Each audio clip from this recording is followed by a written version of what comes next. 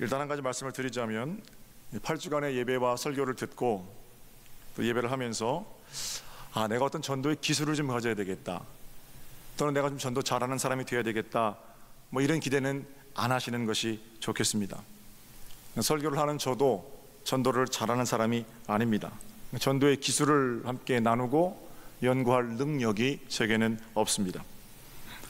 그건 앞으로 좋은 기회가 있을 때 전도 잘하시는 분들을 초청해서 세미나를 하든지 훈련을 하든지 그렇게 하는 것이 좋겠습니다. 그것도 마음이 허락하면 그렇게 할게요. 그럼에도 불구하고 용기를 내어서 전도 설교를 하려고 마음먹은 이유가 있는데, 바로 제가 지금 들고 있는 이 책 때문입니다.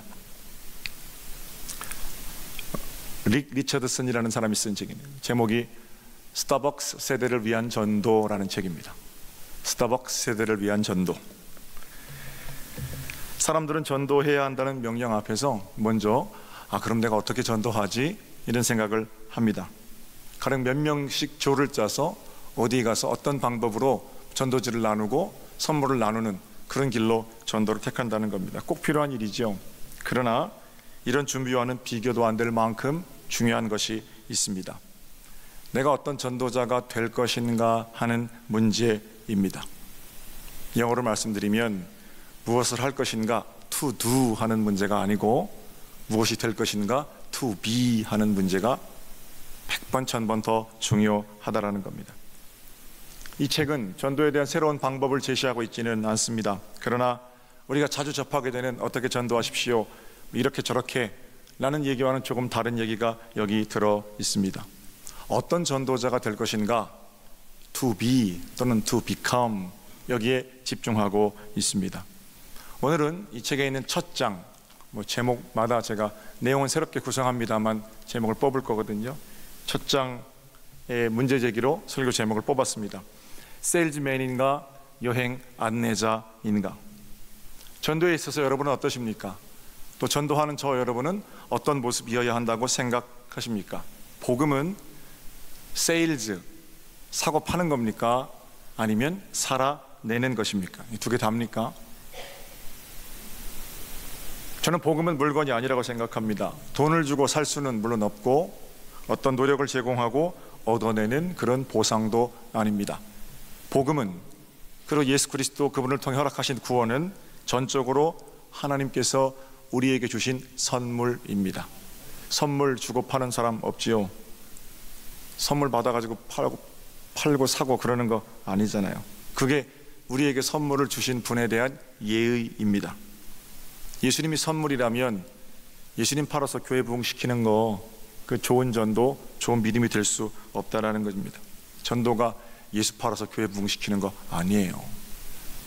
예수님을 통해 구원받고 동시에 예수 그리스도와 함께 그 구원의 길을 걷는 것, 그 아름다운 길로 사람들을 초청해내는 것, 이것이 살아있는 전도입니다. 몇 년 전에 제가 함께 군 생활했던 쫄병으로부터 전화를 받았어요. 제가 제대한 지가 한 25년 정도 되는데, 벌써 오래전이니까 제대한 지 20년 만에 그 친구가 전화를 합니다. 한 병장님, 지금 당황스러웠죠. 20년 동안 한 번도 연락 안 했기 때문에 그렇습니다. 그런데 그 친구는 저와 나이도 똑같고 저보다 몇 개월 쫄병입니다만 말도 잘 통하고 친구처럼 의지하면서 그렇게 지냈습니다. 이리저리 서로의 안부를 묻고 결혼을 했습니까? 또 반말하기도 어색해서 그러는 가운데 옛날 생각도 안 하고 참 좋았습니다. 그런데 통화 마지막에는 제가 다시 연락하면 안 되겠구나, 그런 생각했습니다. 통화 마지막에 이런 말을 합니다. 한 병장님, 혹시 돈 벌고 싶은 생각 없어요? 그래요. 평소에 연락을 하던 사람이라면 자기 뭔가 사업을 하는데 나 도와달라고 그러는구나, 이런 생각이 들었겠습니다만 20년 만에 전화해서 나를 돈 벌게 해주겠다는데 그게 좀 이상하잖아요. 뭐냐고 그러니까 자석 매트리스 이런 걸 저한테 팔려고 그러더라고요. 만약에 그 친구가 영업을 하면서 진짜 어려워서 그 매트리스 하나 나한테 팔려고 그랬다면 어쩌면 저한테는 필요가 없지만 하나 정도는 사주었을는지도 모릅니다. 그런데 얘기를 들어보니까 가격도 터무니없이 비쌌고 또 몇 개를 팔면 무슨 직급이 올라간다고 그래요. 판매원인데 직급이 올라가서, 근데 제가 그 몇 개 사가지고 그 판매원으로 될 수는 없잖아요. 서정교회 담임 목사인데. 게다가 한 병장님, 그저 몇 년만 힘들게 고생하면 평생 여행이나 다니고 아무 일 안 해도 통장에 매달 얼마씩 입금이 착착 될 겁니다. 이렇게 말하는데 그나마 가지고 있던 사고 싶은 마음마저 싹 가시더라고요. 오죽하면 나한테까지 전화를 했을까, 그런 생각이 들면서도 별로 기분은 안 좋았습니다. 20년 전에 아름다웠던 3년 동안의 군 생활이 너무나 가치 없는 것으로 여겨질 정도였으니까요. 전화를 끊고 나서 여기저기 연락을 해보니까 당시 함께 군 생활했던 전우들에게 전부 전화를 해서 똑같은 말을 했다고 그러더라고요. 제 마음이 좀 안타까웠습니다. 힘든 군 생활에 함께 찬물로 목욕도 하고 이리저리 구르라면 구르고 배 함께 고프고 우리 식사 간식 다른 사람에게 덜어주고 이렇게 함께 젊은 날을 보냈던 그 순수한 청년과의 우정은 온데간데 없고요. 사람을 돈으로 보아내는 불법 다단계 영업사원, 거기에 남아있다는 게 너무 안타까웠습니다. 제 근자에 듣기로는 깨끗하게 정리하고 작은 음식점 운영한다는 얘기 들었습니다만, 여러분, 만약에 어떤 사람이 나한테 이유 없이 과도한 친절을 베푸는데 참 좋은 사람인 줄 알았더니 그 속을 들여다보니까 내게 물건을 팔아먹으려고 한다면 파는 게 나쁜 건 아니지요. 나와 인간적으로 너무 가깝게 지내서 참 좋은 사람인 줄 알았는데 결국 그 속에는 나한테 물건을 팔아먹으려는 마음만 가득했다면 어떤 생각 드시겠습니까? 기분 별로 안 좋잖아요. 아예 처음부터 나한테 물건을 좀 사달라고 말하는 게 낫지. 실컷 이 얘기 저 얘기 다 늘어놓고 친해졌는데 그제야 불쑥 물건 내밀면서, 그것도 안 사줄 수 없는 관계인데 비싼 물건 내밀면서 사주세요. 그러면 아, 속았구나. 그 사람 다시 보고 싶습니까? 우리 시대 관계 전도법이라는 게 이런 겁니까? 그 사람하고 일단 친해지고 거절할 수 없이 그런 가까운 사이가 됐을 때 복음이라는 물건을 내놓아라. 우리가 가지고 있는 복음이 그렇게 흉측한 겁니까? 뭔가 당위정을 바르고 포장지를 거추장스럽고 예쁘게 싸야만 그 복음을 받아들일 수 있을 만큼 예수가 그렇게 사람들에게 거추장스러운 존재냐는 겁니다. 저는 관계전도 소위 이런 식으로 말하는 사람들, 그 포장지 안에 우리 예수님이 얼마나 민망해 하실까, 이런 생각을 안 할 수가 없어요. 여러분, 가게에서 물건 사실 때 주인의 인간성 됨됨이 보고 그 물건 사십니까? 물론 그런 경우도 있습니다만 대개는 물건이 좋으면 주인의 인격과는 관계없이 그 물건 사러 가고 그러는 겁니다. 주인의 성격이 좀 거칠고 그래도 그 물건 좋으면 그 거친 걸 오히려 웃음으로 받아 넘길 수도 있는 거죠. 복음은 다르죠. 복음은 물건이 아니기 때문에 복음을 만약에 판다고 하면 나와 전혀 관계없이 그냥 복음을 토스하듯이 팔아낼 수는 없는 거고, 만약 복음을 그냥 파는 것이라고 할지라도 이 파는 자의 인격과는 매우 밀접하게 연관이 되어 있는 것이 바로 복음이거든요. 복음은 물건이 아닙니다. 살아계신 예수 그리스도, 그분이 복음이시고 우리의 삶을 통째로 변화시키는 능력이 바로 복음입니다. 그러므로 복음이 들어가면 변화가 생깁니다. 썩어질 것만을 위해 살던 사람이 살만 나는 세상을 꿈꾸게 되고요, 이 땅에서 잘 먹고 잘 사는 것, 거기 혈안이 되어 있던 사람이 하나님 나라를 꿈꾸게 되고요, 뭐 좀 손해봐도 기쁨으로 찬송하게 되고요, 좋은 일만 생기는가? 그거 아니죠. 복음이 내 안에 들어와서 내 안에 거추장스러운 것, 더러운 것, 잘라내야 될 것 잘라내시잖아요. 이 아픔도 복음이신 예수 그리스도께서 우리 가운데 행하시는 일입니다. 제가 늘 말씀드리는 것처럼 우유로 따지자면 복음은 살균 전의 생우유 같은 겁니다. 뱃속에서 반응을 일으키지요. 그런데 현대 기독교는 복음을 전부 저온 살균된 우유로 변질시켰단 말입니다. 우유는 먹으면 살이 찌고 키가 크는 건 맞습니다. 그래서 그 살찐 저온 살균된 우유를 먹고 한국 개신교는 통통 살이 쪘습니다. 그러나 복음이 내 안에 들어와서 버려야 할 것, 내려놓아야 할 것, 이런 것들을 말하지 않는 거, 그 복음 아니죠. 그냥 괜찮은 정도가 아닙니다. 그러면 안 됩니다. 복음을 나를 키워주시는 것으로만 생각한다면 그거는 신앙이 아니라 미신에 가깝습니다. 이런 식으로 물건 팔듯이 내 목적을 이루는 도구로 복음을 상품화시켜서 팔아내는 거, 저는 그건 신앙적인 행위가 아니라고 생각합니다. 내 안에 들어가면 각종 더러운 것들을 씻어내시고 날마다 구원의 길을 새롭게 걷게 하시는 구체적인 능력, 그리고 그 안으로 나와 함께 걸어가 보지 않겠습니까? 초청하는 것, 바로 이게 전도입니다. 우리가 맡은 일은 100마디 말로 상품화된 예수를 깔끔하게 전하는 것이 아니라 한순간의 삶으로 그들과 함께 길을 걸어가는 좋은 안내자가 되는 것입니다. 그래서 기독교가 더 이상 소리만 시끄러운 종교 집단이 아니라 진실로 진리를 쫓아가는 거룩한 자들의 모임으로서 말씀 보고 기도하는 자들이 겸손하게 한 걸음 한 걸음 하나님 향해 감으로써 진리의 능력을 전하는 것, 바로 그것이 교회가 이 땅의 소망인 이유입니다. 감사한 것은 여러분과 제게는 이미 좋은 가이드가 있다라는 겁니다. 인간이 되셔서 오롯이 그 길을 먼저 걸어가심으로 우리가 가야 할 길을 구체적으로 보여주신 예수 그리스도께서 저와 여러분의 좋은 가이드이십니다. 이제 그분을 따라가는 2달의 기간, 영적 여정 동안에 우리 함께 기도하고 이 길을 걸어갈 것입니다. 좋은 전도자, 좋은 가이드가 되기 위해서 어떤 일들이 필요한가? 복음을 전하는 아름다운 발, 오늘은 3가지만 간단하게 생각해 볼게요. 첫 번째, 좋은 가이드는 세일즈맨이 아니라 좋은 가이드는 여행객을 목적지로 잘 안내하는 가이드가 좋은 가이드입니다. 한번 따라해 보세요. 좋은 가이드는 여행객을 목적지로 잘 안내합니다. 지난 3월에 경로대학 100명의 어르신들과 20명의 섬김 선생님들, 도우미들, 선교회원들 감사해요. 같이 제주도 여행을 했습니다. 100명의 어르신들을 모시고 가는 일은 그렇게 쉬운 일이 아닙니다. 제주도에서 4명의 아주 베테랑 가이드들이 나오셔서 우리를 식사 자리, 여행 자리 정말 오차 없이 완벽하게 인도해 주셨습니다. 참 좋은 가이드들이지요. 영적 여정에서도 마찬가지입니다.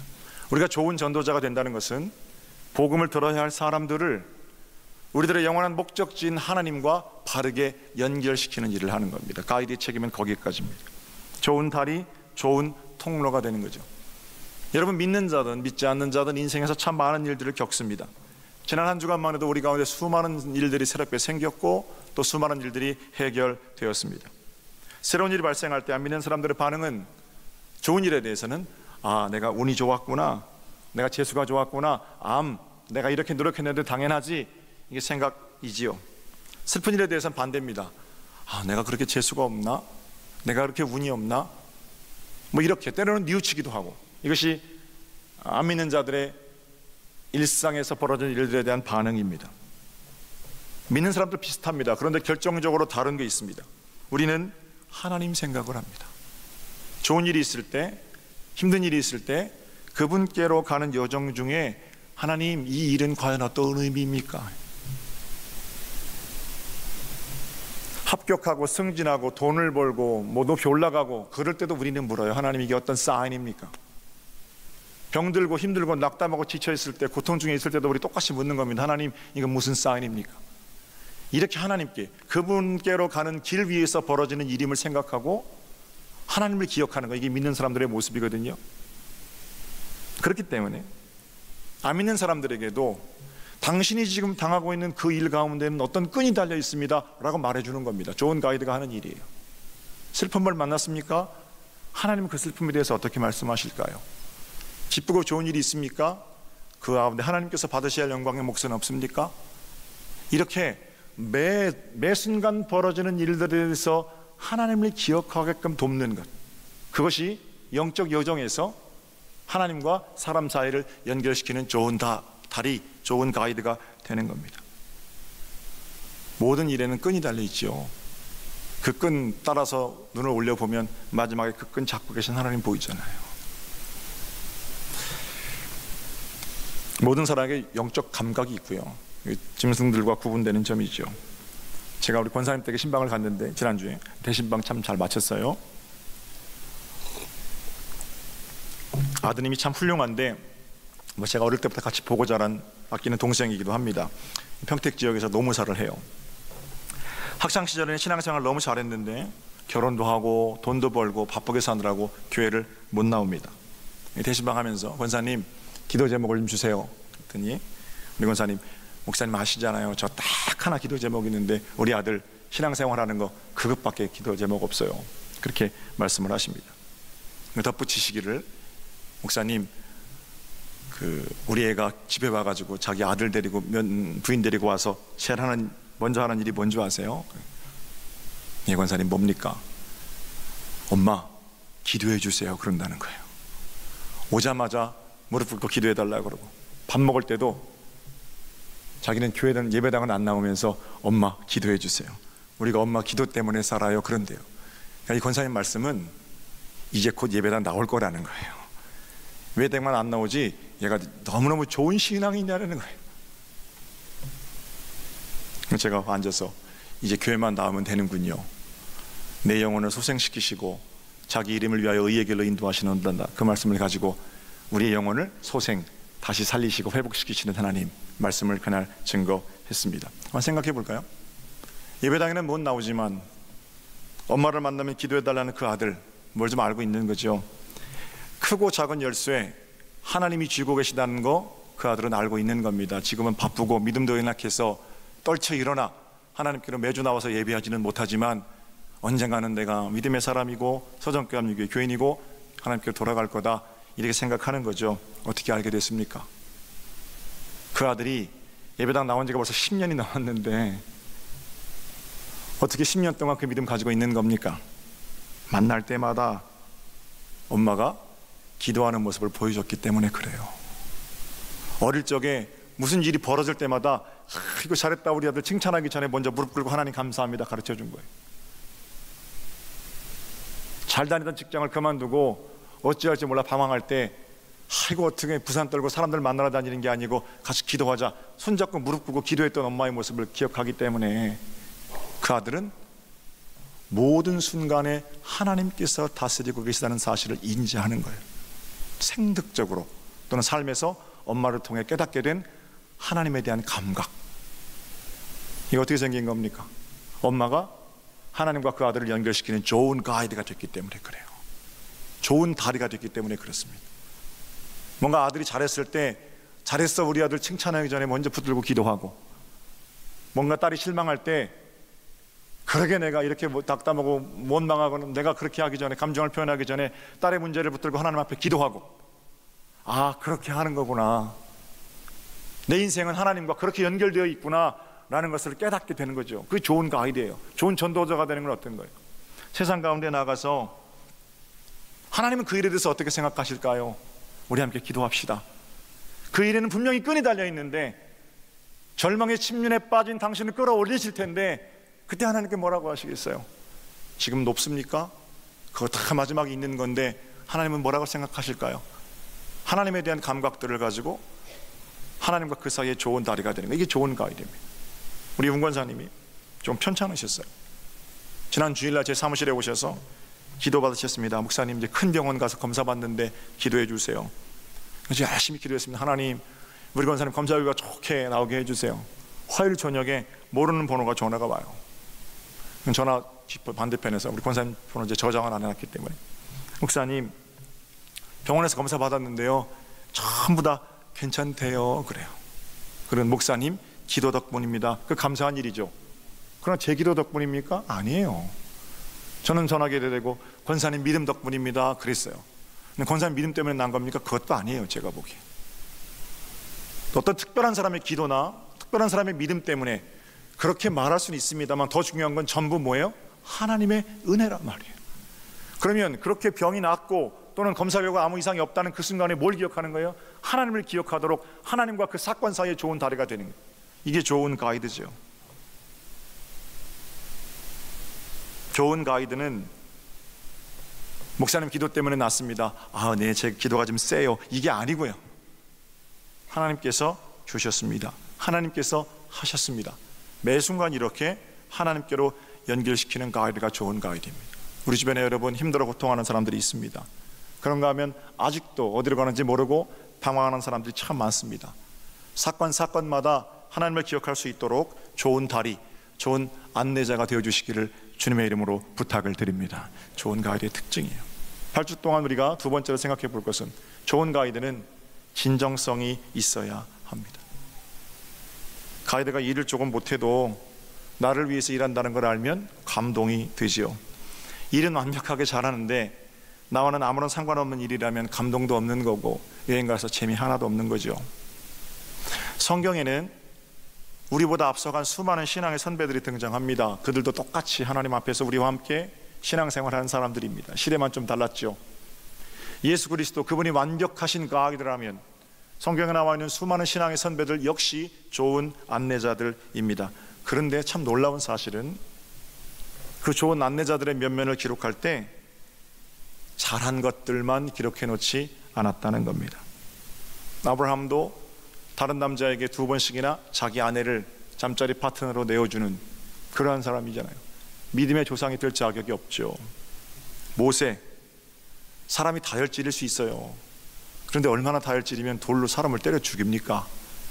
그건 다혈질이라고 해서 용서될 수 있는 게 아니에요. 명백한 범죄죠. 돌을 들고 사람 때려 죽이는 게 그 정상입니까? 그 정상이지 못한, 자기 성격을 주체하지 못하는 모세를 하나님께서 민족의 지도자로 세우셨죠. 다윗은 어떻고요? 이스라엘 국기의 별이 그려져 있을 정도로 위대한 성군이라는데 그 성군의 강간 사건을 성경은 아주 자세하게 기록해 놓고 있거든요. 만약에 완벽한 사람들이 얘기를 하면 이렇게 굳이 쓰지 않아도 되는 얘기를, 또는 그저 한두 줄 언급하면 되는 얘기를 자세하게 성경이 기록하고 있는 이유가 무엇입니까? 왜 그렇게 우리 믿음의 선배들의 실패담마저 성경은 자세하게 기록하고 있습니까? 그들의 실패의 이야기가 우리의 실패에도 가능성이 되기 때문에 그렇습니다.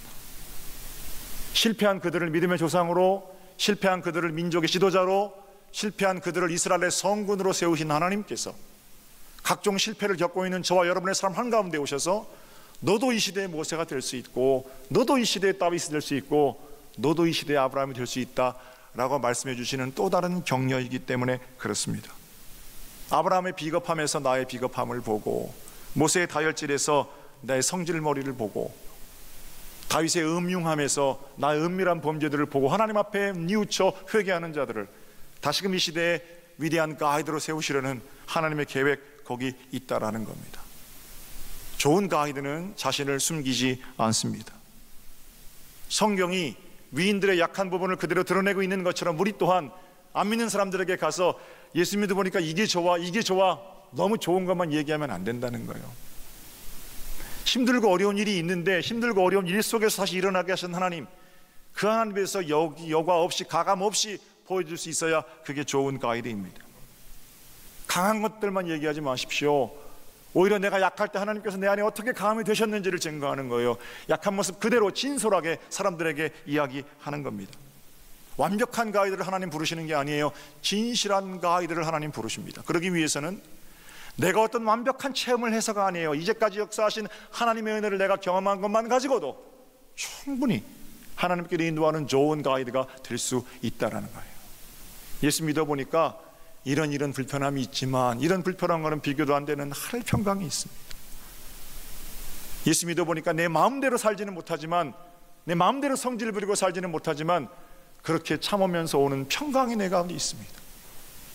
진실하게 우리의 실패를 그대로 드러낼 때 그 실패 가운데서 천국을 사는 우리를 보고 사람들은 예수를 궁금해할 거예요. 바로 그것이 좋은 가이드의 모습입니다. 자기는 하나도 평안하지 않은데 예수 평강을 증거하는 건 거짓말이잖아요.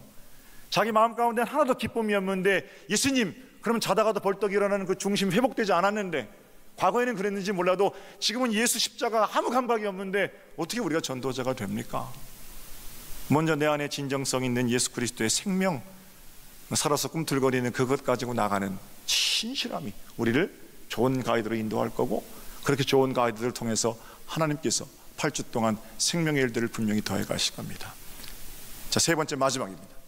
좋은 가이드는 희망을 주어야 합니다. 그리고 이 희망은 잘 될 거야, 밑도 끝도 없는 긍정이 아니에요. 희망은 예수 그리스도세요. 거울 보고 100번 정도 나는 할 수 있다, 나는 할 수 있다, 그러면 진짜 할 수 있을 것 같더라고요. 그거는 예수 없어도 하는 긍정이잖아요. 그런 거는 예수님께서 말씀하시는 긍정이 아니에요. 적극적인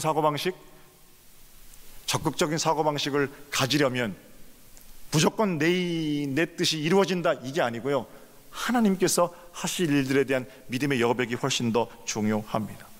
예수 그리스도가 희망이고 그 희망을 증거하기 위해선 그분이 나와 함께 하셨던 이야기, 절망에서 나를 일어서게 하셨던 이야기, 죽음의 골짜기에서 나를 건지셨던 그 이야기, 아주 작은 것일지라도 그 소소한 이야기들이 희망으로 사람들에게 들려질 수 있습니다. 그럼 여러분은 어떤 어려움에서 건짐을 받으셨습니까? 좋은 말을 준비하기 이전에 좋은 일을 시작하신 하나님의 이야기를 준비하십시오. 지금도 여전히 내 희망이 되어주시는, 그리고 희망이 되어주시겠다는 그분을 묵상하셔야 합니다. 내가 하는 그분에 대한 이야기가 아니라 그분께서 나를 통해 하시는 이야기, 바로 그것이 가이드들이 해야 할 전도라는 거예요. 그래야 우리가 예수 사람이지요. 설교 이제 다 끝났습니다. 다음 주부터 동역하는 겁니까? 행동하는 겁니까? 뭐 이런 질문들을 가지고 7개 나머지 꼭지들을 살펴보겠습니다. 여러분, 복음 파는 자가 아니라 복음을 살아내는 자로 그들을 하나님께로 연결시키고 진정성 있게 그들에게 다가가고 희망이신 예수 그리스도를 전함으로 좋은 여행의 안내자들, 영적 여정에서 승리해 가시기를 우리 주님의 이름으로 축복합니다.